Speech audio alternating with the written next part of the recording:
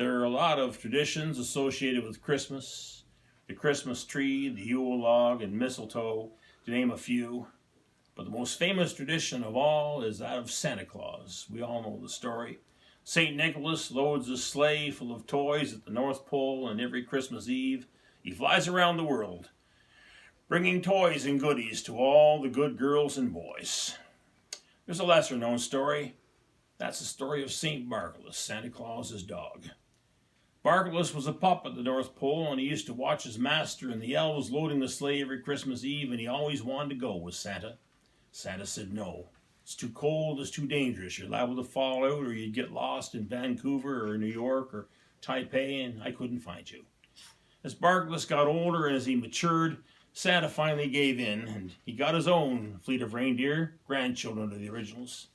They picked up an old 57 Chevy on a trip to Anchorage, and they brought it back to the pole, and they retrofitted it. That was Barkalous' sleigh.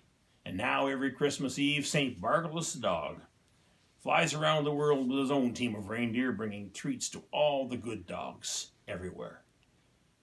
Rupert, this is the story of St. Barkalous. Are you ready?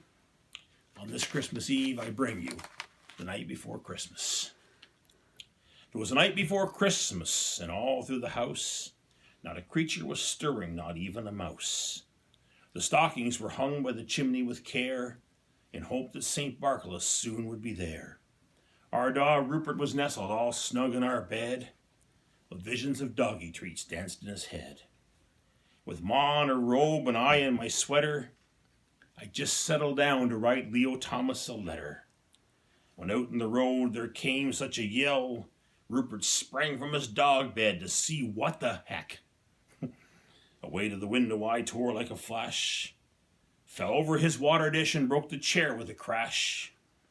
The moon on the crest of the new fallen snow made me think of the holidays and all I did owe. When what to my wandering eyes should show up but 8 tiny reindeer pulling something that sounded like a dump truck.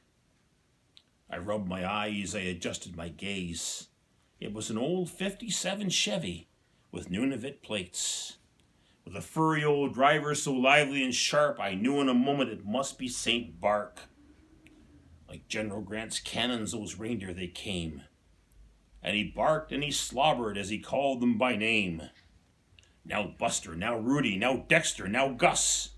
On Maxwell, on Cowboy, on Casey and Russ. Get away from that mailbox, get away from that wall.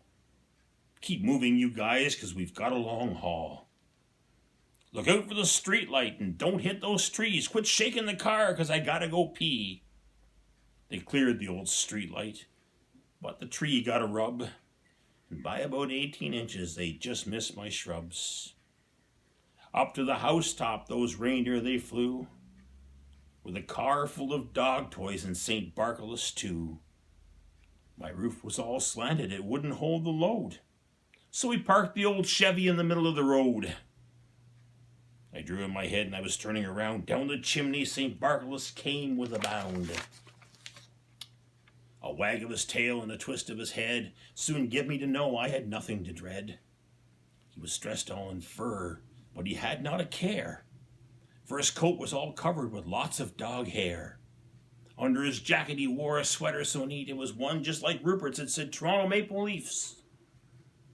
A bundle of dog toys was flung in his pack, and he looked like a peddler just opening his pack. His eyes, how they twinkled, his tail, how hairy.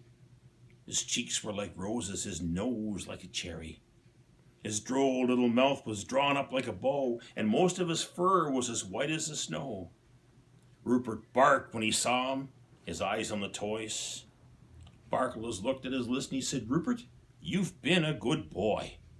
He looked at it again and then he tipped his hats and he said, "Well done, Rupert, considering you live with 2 cats." His kennels were sad, he said with a faint smile. "The reindeer are tired, so I'll just stay here a while." He sat in my recliner and he put his head back and he watched while Rupert played and he wrestled with Quack. He rested a while, then he went about his work and he filled Rupert's stocking. Then he turned with a jerk, and laying his paw up the side of his nose, he gave a loud bark and up the chimney he rose. He raced to the Chevy, to his team gave a loud cough, and away they all flew, in a cloud of dust they took off. And I heard him bark out ere he drove out of sight, "Happy Christmas to all dogs, and to dog Rupert a good night." And that, Rupert, is the story of St. Barkalous the dog.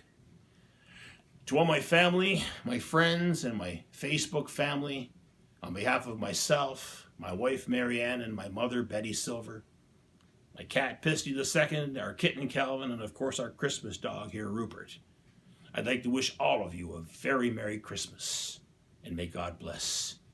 Thank you, and good night.